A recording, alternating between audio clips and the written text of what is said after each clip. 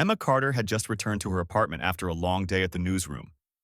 The rain fell in relentless sheets, tapping against the windows like nervous fingers. She set her bag down, letting out a long sigh as she kicked off her shoes.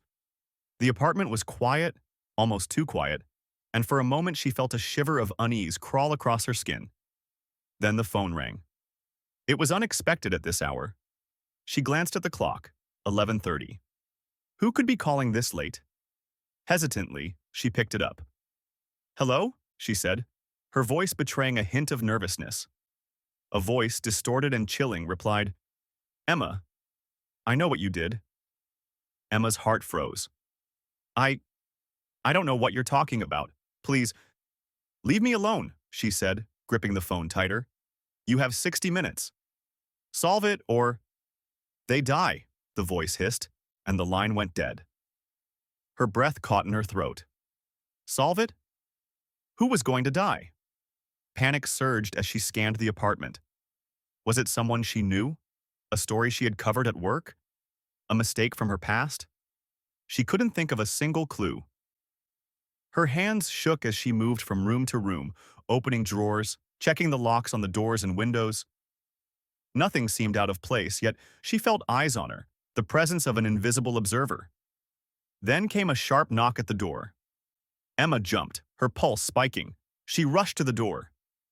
"Detective Harris, thank God you're here," she exclaimed.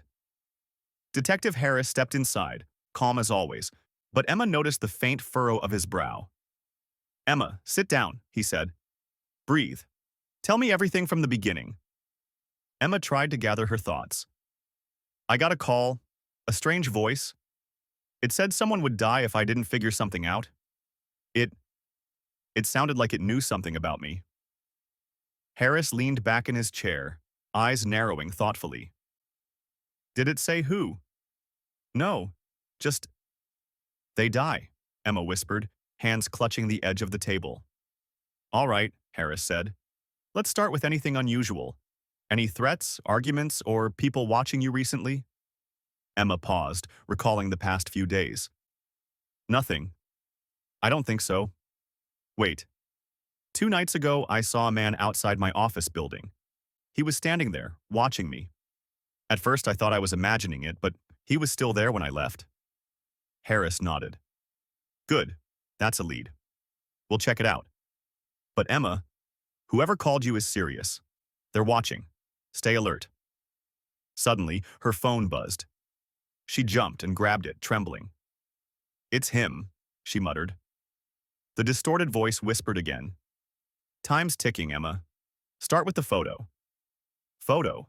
What photo?" she asked, confused. "The one you found last week, in the alley," the voice replied. Emma froze. The crumpled photograph came to mind. A face half hidden in the shadows, lying among the trash outside her office. She had picked it up thinking it was nothing, but now it seemed crucial. Her stomach turned cold. She handed the photo to Harris. "Here," she said, voice barely above a whisper. Harris examined it closely. "Wait. This looks like your neighbor, Mr. Lawson. Why would he be in the alley at night?" Emma shook her head. I don't know. He's always been friendly. Kind. This makes no sense." "We'll check him out," Harris said. "But Emma, whoever is calling you isn't just trying to scare you.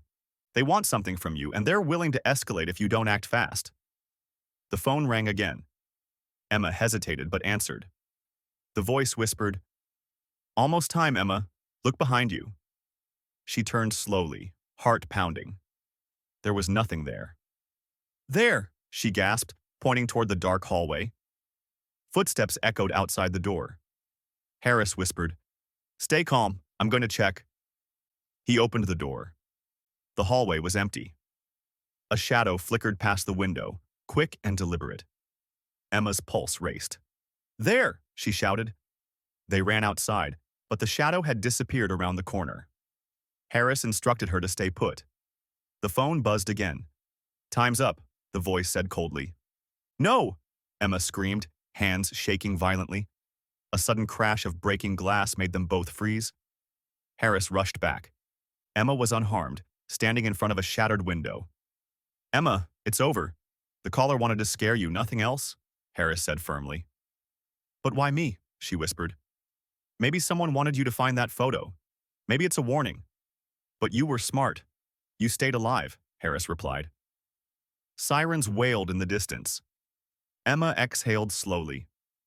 I'll never pick up a strange phone call again, she said, her voice trembling. Harris offered a slight smile. Good choice. Emma sat down, staring at the photo, realizing it was more than just a face. It was a clue, a secret someone didn't want her to uncover. As the rain continued to fall, she hugged the photo close, whispering to herself, I won't be scared. I'll figure it out. I have to.